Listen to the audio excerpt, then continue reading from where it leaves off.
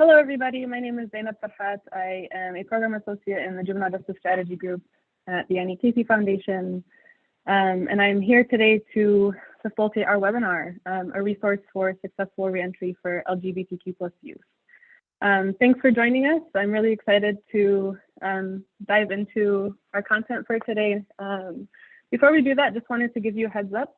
This webinar is being recorded.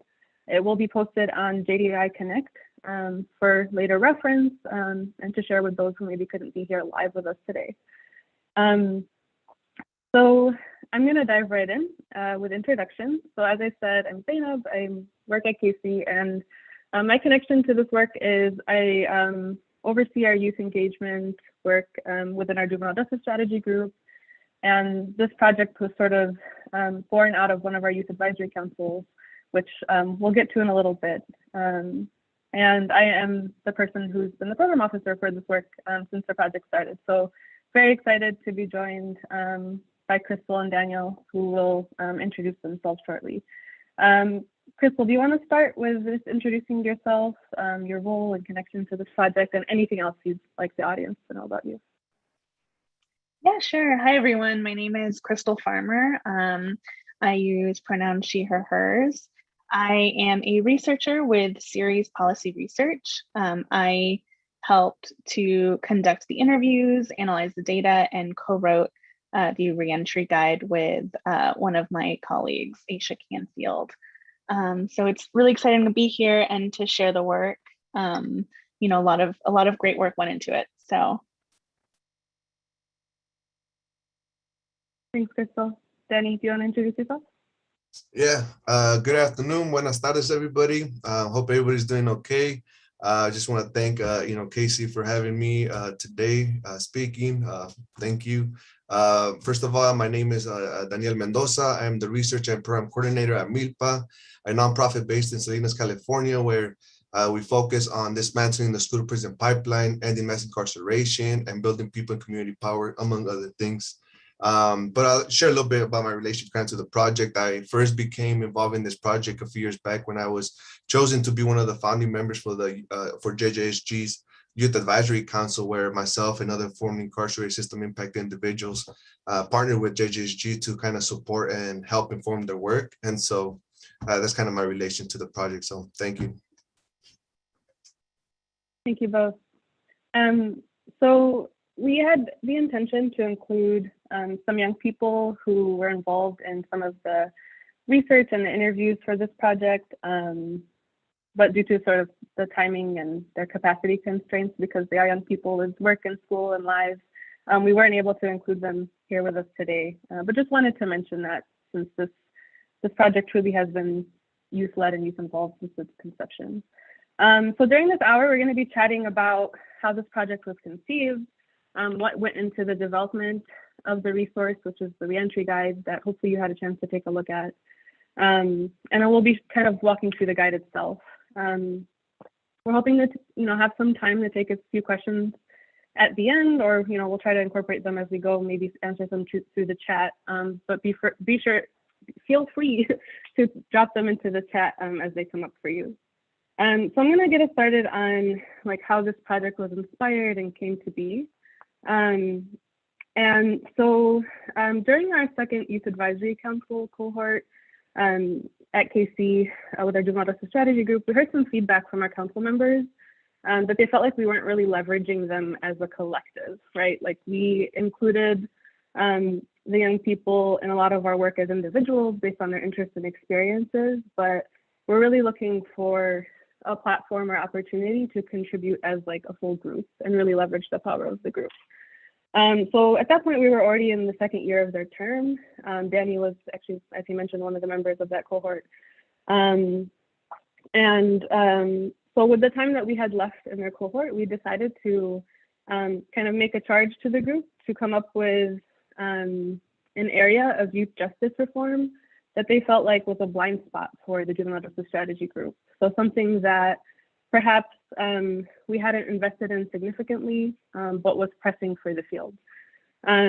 So, we charged them to complete a collective impact project. And Daniel, since you're kind of part of that group, can you speak to the experience of selecting the project topic and sort of how our second youth council cohort came up with the idea for the reentry guide focusing on LGBTQ youth. Yes, thank you. Yeah, as you were talking, just kind of a lot of memories came back. It's been a while since the first cohort, the second cohort happened. But yeah, during my second youth council cohort, something that myself and other council members realized, just based on our lived experience and involvement with the justice system, is that we didn't want young people coming out to experience kind of the same challenges and barriers that we council members experienced during our time incarcerated. And so we were all bringing our diverse experiences to the table, and we're all trying to like find gaps and like issues, not only important like to us, but like but also like they just needed to be addressed and changed like system wide. It wasn't just like at a personal experience. It was like something that was like systemic. And so a topic that often came up was the topic of reentry and what that looked like for young people kind of returning back home. And as a formerly, and I'll just share a little bit about myself, that kind of, made this a focus of mine as well, that, as a formerly incarcerated individual, I was incarcerated for almost 5 years at a very young age. And so my reentry process was very challenging because when I got released, I was placed on probation, and they gave me like probation terms, right, that I had to follow, and, really just had to kind of figure out by myself with no actual support, resource, or like knowledge on how to kind of navigate reentry. And so, that was kind of, common, not just for myself, like, also with the other council members. And so through this advisory council, we were able to kind of hold space together and, with JGSG staff as well, as, Zainab mentioned, and really talk about reentry in a way that push the conversation to be like as holistic as possible, right? That wasn't just about youth justice, but that expanded beyond that.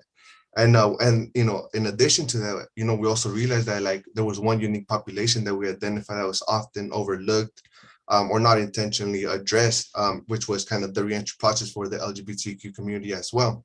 And so we understood that, if we were going to kind of inform or, propose this thing, that it had to be inclusive and mindful of like, not just, our individual experiences as council members, but like something that was mindful and inclusive of like everybody, right? In order to be a tool, it had to be kind of, mindful of other experiences and other, places that, there wasn't all the same. And so there was an understanding that this needed to be addressed. And so we focused on reentry, we focused on this specific population because we wanted to provide a resource that again, was relevant and inclusive for all people. So I hope that kind of helped a little bit. Thanks, Danny. And I will say it wasn't an easy decision to come to and vote on. And I think anyone who's ever worked on a group project probably has had that experience. But I did want to give a shout out to like the steering committee from our youth council that was involved with coming up with the proposal. It was Noah Schultz, Michael Howard, Javion Jackson, Jacqueline Serena, and Alyssa Beck. They were kind of like the primary group from that cohort who put together a proposal, presented it to JBSG staff at their final youth council meeting, and then we kind of took that proposal and made a decision to make an investment. And so that leads me to share about how we came to partner with Ceres Policy Research to kind of deliver on, this proposal that came from our council. So we took some time to think about potential partners that could take on the project and to honor kind of the intention of the project. Some of the things we were really interested in identifying a partner was that it would be someone who had significant experience with LGBTQ or gender nonconforming youth in justice systems, and also an organization that authentically collaborates with and includes young people along the way in their work. So Angela Irvine and her group at Ceres Policy Research kind of became an obvious choice for us, given their excellent track record. And we've had the pleasure of working with Crystal and with her colleague she mentioned, Aisha Canfield, on this project since then. So, we wanted to give you some background, but now we want to kind of shift to talking some more about how the reentry guide was approached and developed. So I'm going to pass it off to Crystal to first give us some background research on that has kind of come out of Ceres, and to kind of just share some of what they know about LGBTQ young people in the justice system. So I'll pass it to you, Crystal. Thanks, Zainab.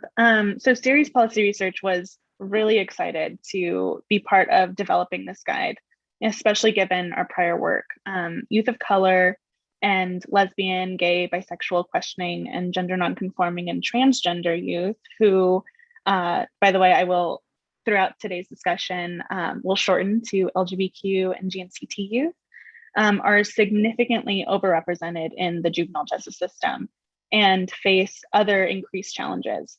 So to better understand trends, changes over time, and ultimately improve outcomes for LGBTQ and GNCT youth, Ceres has been helping to train facilities around the country to collect sexual orientation, gender identity, and expression data, what we call SOGI data. So, that we can have information about all aspects of young people's identities. So to share some of, that general data that we've found from collecting SOGI data, we have a couple of poll questions. So I will hand it over to Brian to kind of go over all of that.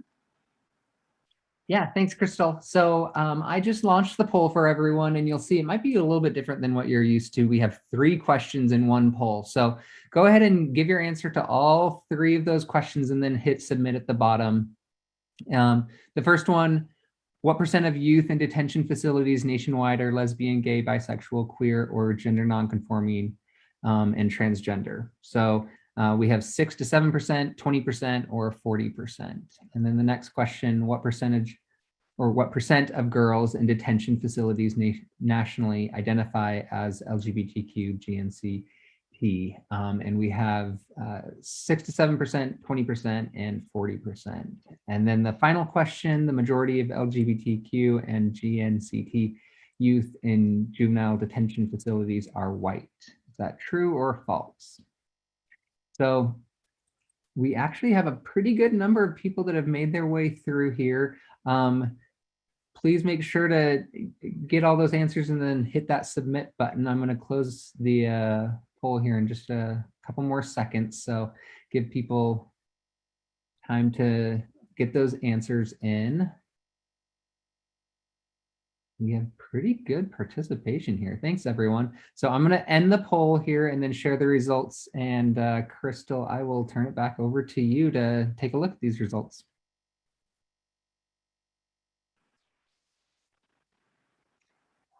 Awesome. So for the first question, the correct answer is 20% of youth in detention facilities nationwide identify as LGBTQ or GNCT. It looks like everyone, I mean, not everyone, but a good majority of you got that right. For the second question, the correct answer is 40% of girls in detention facilities nationally identifies as LGBTQ and GNCT. And finally, for the third question, it is false. The majority of LGBTQ and GNCT youth in juvenile detention facilities are not white. In fact, 85% of these youth are youth of color. So thank you so much for that, Brian. Yeah, LGBTQ and GNCT youth also face, in addition to all of this, increased challenges that include disconnection from education that limits professional and economic opportunities, experiencing a cycle of family rejection, child welfare involvement, entry into the justice system, access to resources and a social network, housing insecurity, and poor mental and physical health. These challenges faced by LGBTQ and GNCT youth, particularly for those of color, are not inherent of their identities, but instead they stem from the stresses of prejudice, discrimination, rejection, and mistreatment. So thanks. Zainab, I'll pass that back to you. Oh, thanks, Crystal. Thanks for taking us through that poll and grounding us with that data. So I guess thinking about and building off of some of the prior research and just what you know about the experiences of the population, can you talk about like what kind of preparation went into this project? You know, thinking about the organizations you work with, working with young people, and any other aspects of taking this project on that you'd like to speak to. Yeah, so our first step to begin this project was to develop an interview protocol, you know, a list of questions to ask both service providers and another set of questions for youth. To create this, we spoke with some of the members from the Juvenile Justice Youth Advisory Council to get a better idea of the kinds of questions we would need to ask. And we also searched for community organizations who work specifically with LGBTQ system-involved youth, which we actually found to be very difficult. There are organizations that work with system-involved youth and then organizations that work with LGBTQ youth, but hardly any across the country that I could find that aim their services toward the intersectional population of LGBTQ system-involved youth. So seeing this gap in services highlights the need for programs and tools geared toward this particular group of young people. You know, it means that they're being referred to services that are less likely to be affirming of their intersectional identities and any experiences unique to that. So we really wanted this guide to be informed by those directly impacted communities. So we made intentional efforts to interview LGBTQ system-involved youth to get their perspectives. We ended up pulling from our network of community-based organizations to connect us with both service providers who work directly with impacted communities, as well as LGBTQ system-involved youth who have navigated being part of the youth justice system. So, yeah. Thanks, Crystal. I guess we can shift a little more in talking about some of the content development that informed the Reentry guide and discussions for Danny and for me. So I'll pose it to you first, Danny, and then I can chime in after. Can you talk about some of the original research, or maybe even just some of the thinking that the Youth Advisory Council shared in their proposal to JGSG about the experiences of LGBTQ or gender nonconforming youth, and what made a focus on reentry for this population so compelling? I know it's come up a little already, but like if you could just maybe point to a couple of things that stood out for you. Yeah, no, most definitely. I definitely echo what Crystal was saying, because we were looking at some of that data when we were kind of doing the proposal, and I think what really compelled us was the data. Of course, we had our own experiences, from being system involved or formerly incarcerated. Some of us had, seen stuff, but when we looked at the data was very clear that like there was discriminatory practices in the youth justice system that like specifically targeted them, and like, and in turn, like, had greater negative impact on LGBTQ or GNC youth. And so we started to, just unpack the data little by little. They were, at times 3 times more likely to turn to the youth justice system than their other counterparts. When we look at, we're looking at, homeless data nationally, and we were seeing that they were getting discriminated, just based on their sexual orientation or how they express, their gender expression. And so we knew that we just needed to like, we had this platform. And so, again, it wasn't just about voicing necessarily our specific, concerns and stuff like that, but again, how we could use that platform to elevate other issues and other experiences like these. And so that's, that's what kind of compelled us. Sorry. Thank you.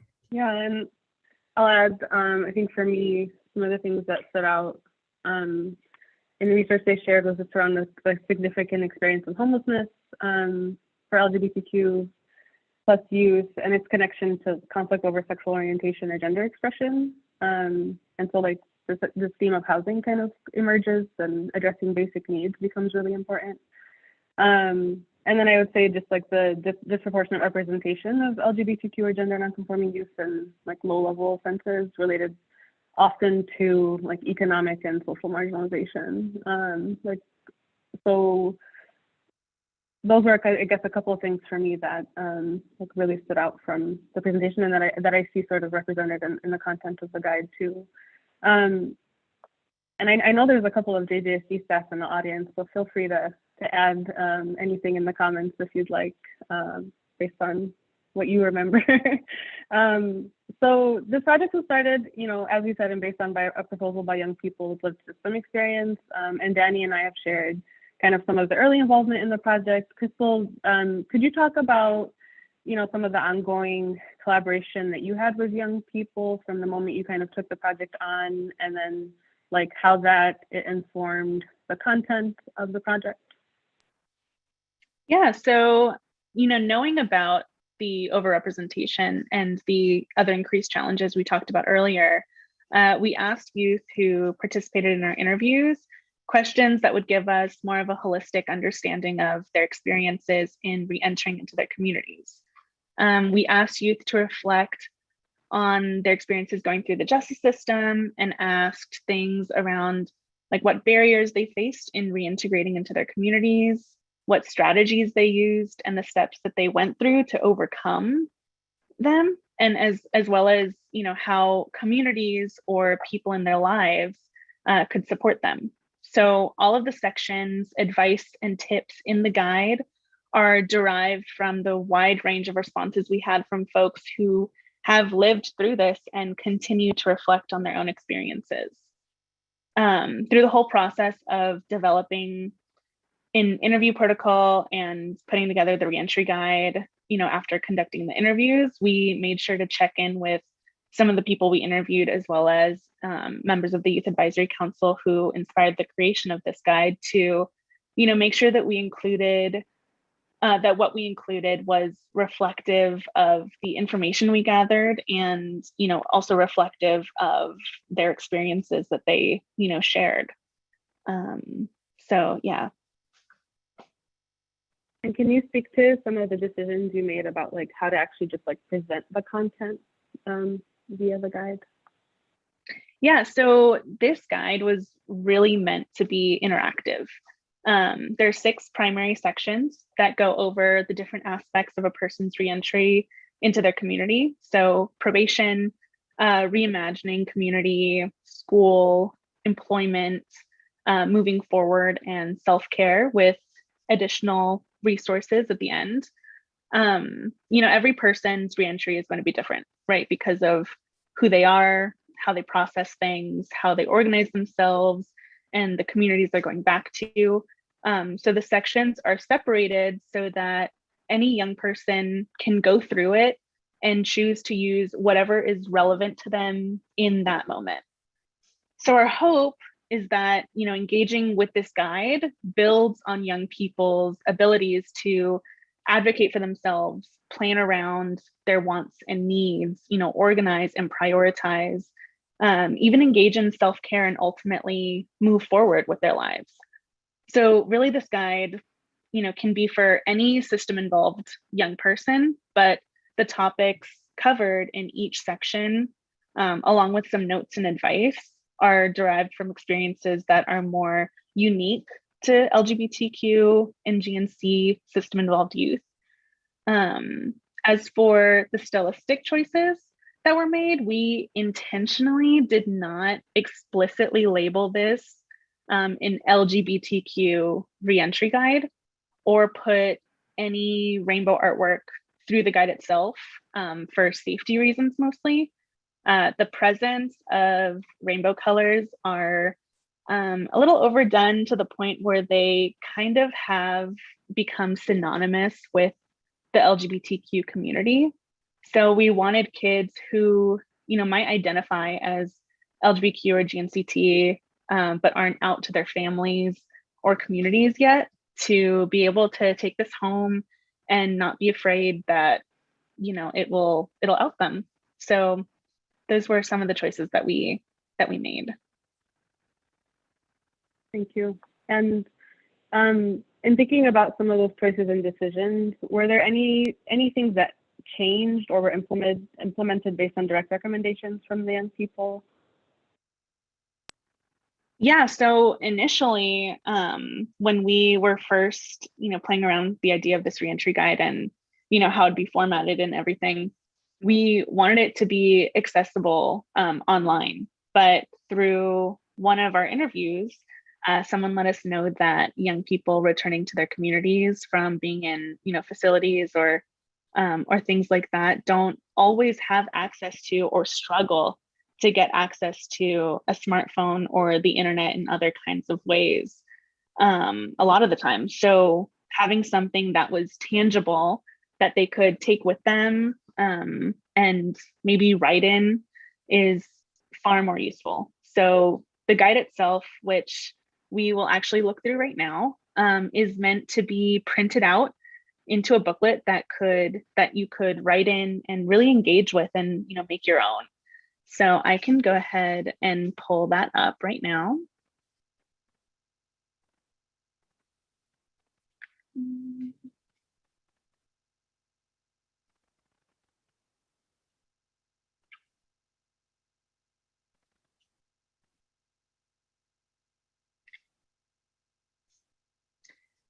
So if there's any technical difficulties, please let me know. So this is the cover. It's called the Complete Guide to Self-Advocacy and Other Important Stuff to Remember. As you can see, we wanted, okay, sorry about that. As you can see, we didn't want it to be explicitly, LGBTQ, no rainbows, no labels on the outside. Here's a little note. And then this is an introduction, just briefly mentions what went into developing the guide and simple instructions on how to use it.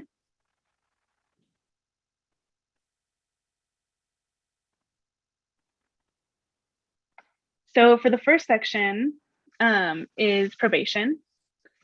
Where you'll find a checklist of important documents that young people in our interviews talked about needing or not knowing they needed at some point.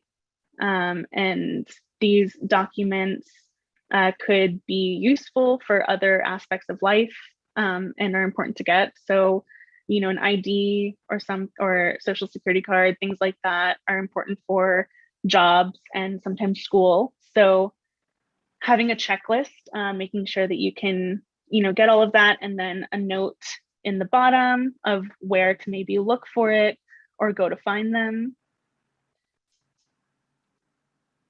The second part of the probation section, we included a space for young people to identify the top 5 things that they must do or remember according to their terms of probation, along with a space to put due dates. So something that they can really, fill out as they please or as what is specific to them. For the second section of Reimagining Community, for reentry, a lot of people mentioned the importance of having community and having people to support them. And so not everyone has families that they could go to, or very little families. And for others, this community can include adults in their lives, like teachers or counselors or people like that. And we really stress the importance of having someone, and so did the people who we interviewed, stress the importance of having someone who was not part of the system, so that you'd be able to approach them with questions or concerns or things that you're going through without, risking violating the terms of your probation. So for this, we called this a system navigator. And so here's a space for them to identify someone and maybe also brainstorm ideas of who could be that person or who could be those people. The second part to Reimagining Community, we dedicated to housing. So like Zainab mentioned, housing insecurity is a big thing. for reentry. And it's really important to be in, a low stress environment that can be really hard to do. So kids need a safe place to sleep and to, be in community, a safe environment. And so if that isn't already available to them, here's a space where they could start to brainstorm a plan B. And then there's also a little notes to, rely on your system navigator and talk to, your probation officer or other adults in your life that could help you figure, this out, because it's a really important aspect. The third section is school. And school came up a lot in our interviews because in reentering your community can sometimes be more difficult to stay connected to education. And, education can look different and for everyone. You may not be interested in education. You might want general education. You might want something a little more targeted. So through what we learned in the interviews, we came up with 3 different tips that are kind of general. So the first one is to look into community colleges for a variety of different pathways. The second is to look for opportunities in scholarships and funding assistance, because there is a huge, a huge volume of scholarships that are available to people that, you may not know about. So maybe talking to someone who knows where to find them, or, looking for them on the internet and things like that, asking for assistance when it comes to that, if that's something that you want to choose. And then finally, if you're not interested in general education, then to do something a little more targeted. So like trade schools or programs that you can develop a skill and, and create a pathway to a job or a career that interests you. For this next section, we found something that's kind of overlooked when talking about school and education is the different learning styles that people might have. So looking into these learning styles, there's a brief chart included to kind of give examples of what each learning style is, and figuring this out for yourself can be really helpful in knowing how you learn and how you can process things, and can really help you to advocate for yourself and advocate for ways that will help you learn better. So knowing that you are a visual learner, maybe you can ask for notes or things like that. So having young people kind of reflect into their past learning experiences, learn this about themselves, and then take it to wherever they go can be very useful. And then finally, we included a blank calendar as well as a blank table to put tasks and due dates on it if needed. So for the next section, we have employment. Here we have a few tips that were directly from interviews. So these are different tips that people had for finding a job. So, asking friends or people in your network, signing up for job opportunities whenever you see them, staying connected with community organizations, because there are a bunch that, provide work opportunities after you've gone through it, and then, volunteer if you are able to build connections that can also lead to job opportunities. The final, or the next part of this section is really specific to gender nonconforming, transgender, and non-binary folks. These are some tips on how to show up as your true self in the context of jobs, but it can really be applicable to whatever spaces you're in. that you feel comfortable and safe doing so. So this advice was also from interviews that we conducted, and they talk about how to reinforce your true name and pronouns in different situations.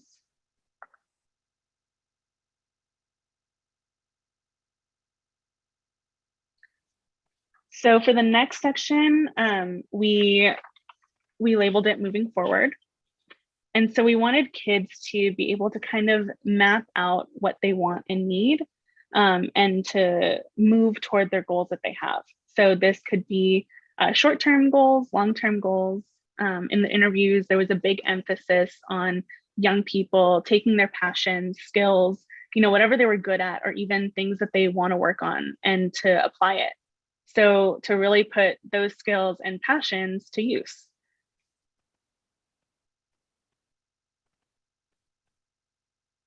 So the second part to this section, here's where they can write the things that they need to get to those short-term goals that they talked about earlier. And this could be, resources that they need. There's other little notes in each section. And then the final main section of this guide is about self-care. So this is another topic that came up in the interviews quite a lot, and how it's really important to find ways to de-stress and ways that young people can take care of themselves. This page is for kids to brainstorm things that are specific to them, and what they like to do. So they can make it their own, think of whatever interests they have specifically. And then the last part to this section is,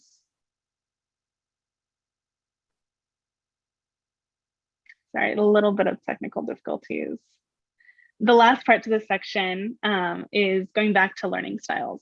So there are different activities that can go with each learning style. So if kids are, stumped and can't really think of things that they like to do, this can inspire activities that they may not have thought of, or may not have thought about trying before. So just to kind of inspire their own agency in creating things that work for them. And then finally, an empty notes page to write down contacts, whatever else, if they want to doodle, or they can really make this their own, whatever they feel. And then the last part is just additional resources for other hotlines, websites, things like that. Are there any questions, or Zainab, if you wanted to go over, or Daniel?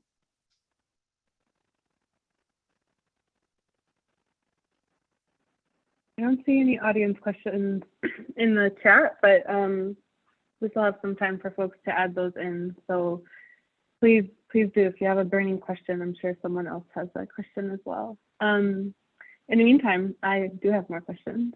So this one, I'll start with Danny. So I know you've mentioned, Danny, just the importance of this topic, just as someone who experienced reentry yourself, and knowing other young people who may actively be going through this. What value add do you think this guide offers for young people who could access it? I mean, as Crystal was kind of going over it, I just kept thinking about my own experience, right? And I'll just share a little bit about it. When I was released after serving almost 5 years, instead of going home, instead of going back home to my community, I ended up getting released to a foster home that was 3 hours away from where my family lived. So it was kind of alone in that sense, where I didn't really new city, new town. I really didn't know how to really navigate that space. And plus, when I went in, I was 14 years old. Yeah, at that, I like to say that, at that young age, my only responsibility was really, just go to school and make your bed before you leave the house, at 14 years old. And so But when I was released at 19 years old, it was different. Legally, I was an adult. And, to be honest, I didn't really know how to function like one in society. I'd never been one, as a free man, and so at 19 years old, that was like a little bit about my experience. I really didn't know what I didn't know in terms of the reentry process. All I knew is that like my probation officer wanted me to, enroll in school, get a job, I think the community service, get a driver's license, like amongst, there's like a whole list, and I realized, that he was really good at kind of telling me what to do, but, never offered me like a ride to the DMV or, how to log on, because at the time I wasn't tech savvy as I am kind of a little bit now, but, I kind of missed that technological gap where like, the touch phone came in and like, I just didn't know how to move with the times because, I was coming out differently. And so, that it was really difficult to navigate. And so when I think about this guide, I really think it can really break down some of the barriers that young people have when they're coming out. I was kind of thinking like, I think as you were going through the guide, like what value? I mean, I think young people should get a hold of them like while they're still behind bars. I was looking at the housing option, right? You were saying like option B. If you're getting out and you're already at option B, like it's too late, and so like I'm thinking about it's really it like really takes this holistic approach. It's about young people have are oftentimes young people who are incarcerated, often some of the folks who have experienced severe trauma or just violence, I mean, God knows what, but young people often experience some tough stuff that they never really have time to like just get in tune with their emotions or ask about well, who are you. They never ask themselves that question because they're always in survival mode. They're always just trying to get another day. And so when I think about this guide, it's like holistic. It's not just about probation. It's not just about self-care, but it's other components, employment, school. And like I said, for me personally, I'm really big on dealing with trauma. You can't really, for me, I don't think it's sustainable when you can go as far up as you want, but when you don't deal with the heart stuff, with the trauma, like there's always that chance of like falling back because you don't have that solid foundation. So the self-care part, the kind of it's kind of like a self-assessment, and I really think that if young people can start asking themselves those questions, and again, I see it more of a planner, whatever case managers, wherever the gaps may be. I mean, maybe this can serve as like something to fill in those gaps where they're not talking about it that intensely, and maybe this guide can cover that. And so I really see this guide offering a lot of opportunities for young people coming out. And again, I think it would be important, as I was looking at it, like how we can get this guide like behind in juvenile halls, in detention centers, youth prisons, because again, I really think it's a really hands-on type of way to be part of their own liberation in some way. And so I'll offer that for now. Thank you. Thank you, Danny. And speaking of access, Leanne popped a question in the chat that I'll pose for you, Crystal. How will this be distributed besides online? Seems like print copies would be useful for youth serving organizations to receive and share with young people. And I'm going to add on to that, and anyone can chime in on this. How do you recommend our audience make this guide accessible to the youth that they are working with? Since we do have folks who on the call today who do work in systems, and those who are working at youth serving organizations. Yeah, so we have it posted on our website. There's the ability to download it for free. So I can actually, I'm gonna include the link to our website and everyone can go there. It is in our report section, and you can download it for free and disperse to community organizations, to facilities, to probation offices. Really do what you'd like with it. And we are also planning on emailing a release to our network of people who work in this field. And we will also have a Twitter announcement including the guide itself. So like I said, Ceres Policy Research is not a direct service. We don't provide direct services. And so so we don't have any youth that we like work with to be able to give this to, but if you know people who do work with this community, you know, it is available for you to download and to distribute as far and wide as you'd like. We'd also love to know if you do end up doing that. So relay it back to us if possible. Is there any, there's another question from Benito. Is there thought around being a young adult within this guide? You want to take that on, Crystal? Yeah, I mean, I can say that this guide was really, it was tailored for youth in like transitional ages. So that could be anywhere from like 15 to maybe 24. So I hope that helps. We did mostly interview young people in that age group. So yeah.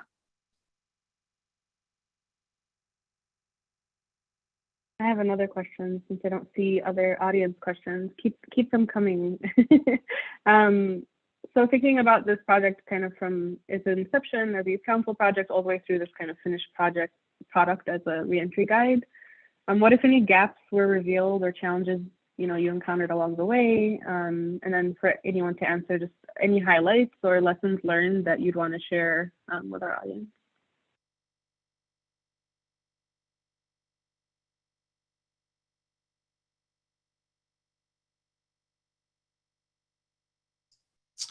I'll go.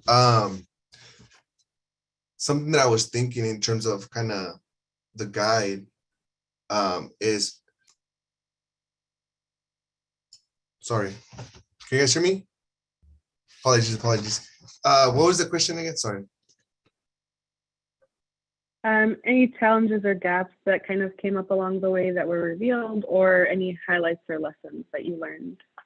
Something that came up as I was kind of reviewing the guide is I'm kind of interested as time goes on, and a lot of stuff is changing. A lot of things are moving along in terms of policy, institutions, and also I keep thinking about something that Crystal said about just keeping it relevant. I don't never think something is a finished product or kind of one and done type of thing, and so maybe reviewing it in time, I don't know kind of the time frame, but continuously looking at ways of how to keep it relevant, because times are changing. The guide, you can print it, that's cool, but again, most of the world operates online now, and so bridging stuff like that would be important. And again, continuing to always find ways to go back to the youth. Hey, it's been a while, like what's changed or what hasn't changed, or has this been useful and stuff like that. Because I mean, right off the bat, I do see that it is useful, and I do think that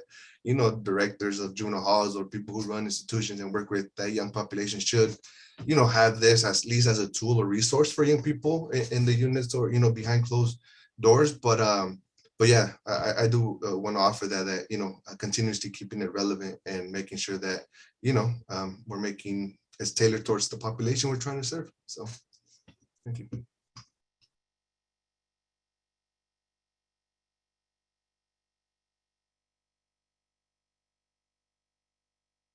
Do you want to add anything, Crystal, related to the gaps or challenges, or any highlights? I mean, highlights, getting able to talk with youth who have, lived experiences was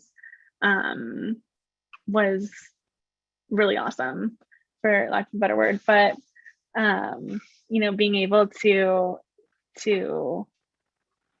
treating system involved youth as experts in their own experience is something that we hold great importance in, because I'm a part of the LGBTQ community, but I am not system involved, and so I can't speak to that kind of experience. And so being able to have this project be impact led was a really big highlight for me.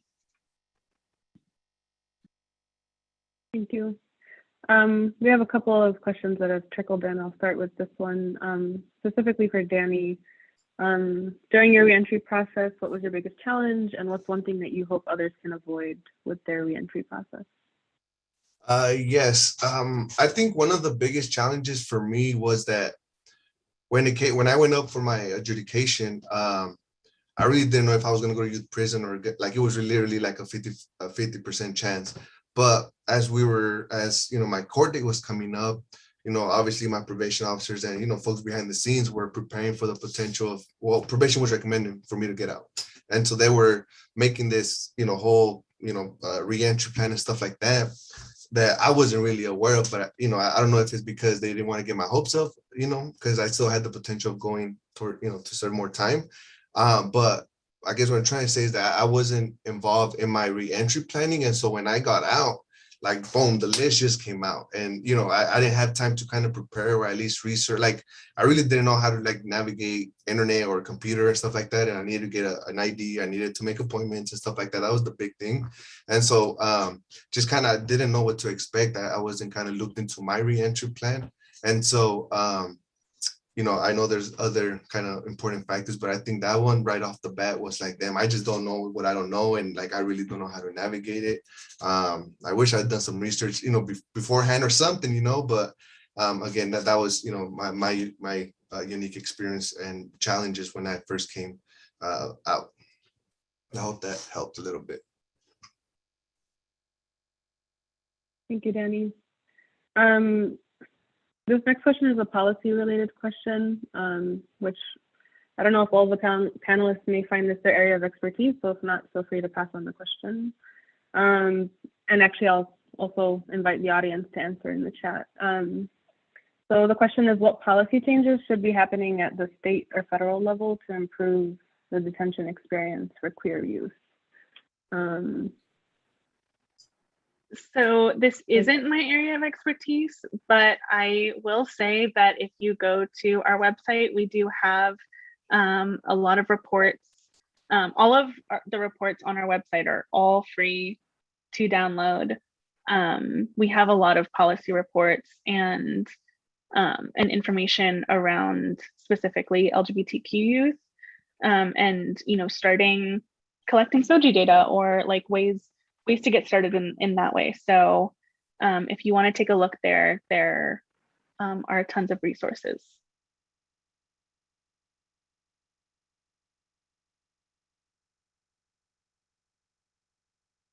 Thank you. There's a question for Danny again. What are some things we can do on our end as probation officers to be better prepared for youth reentry? So I guess specifically thinking about probation officers and how they contribute to the reentry process. Right. I don't know. I go, back and forth with probation officers. I don't want to, obviously make a blanket statement or nothing like that. But, my experience, I had two, when I got released, I mentioned that I got released to another county 3 hours away. I had two counties supervising me. I was on probation under two counties, San Cruz County and Placer County. And during my two and a half years on probation, literally 3 times they went and visited me. And literally twice was just to P-test me, and it was kind of in and out.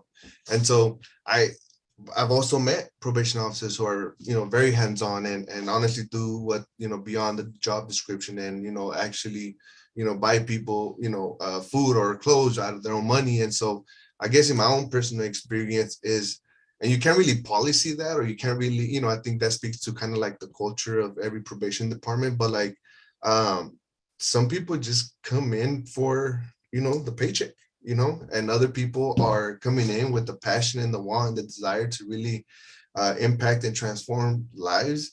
And I feel sometimes they get in between each other, where at the end of the day, it's the young person needs support, but I don't know, the culture sometimes within probation, in my experience, like I said, and what I've seen when I was on probation was that there were some, probation officers who really felt like I needed that support, and other probation officers literally were just waiting for me to fail and go right back in. And so I think it's, I guess I'm also speaking to that trust and the relationship between like probation officers and the folks on probation, same, kind of speaking to inmate and staff, stuff like that. But in this case, it's like we need better relations with probation officers. I think there's a general consensus that like, probation officers just hand you a list and, they just tell you what to do, or, they just P-test you and they're not really, they're just telling you what to do and not offering that support resource. And so I really am curious to know about, again, how to address kind of that relationship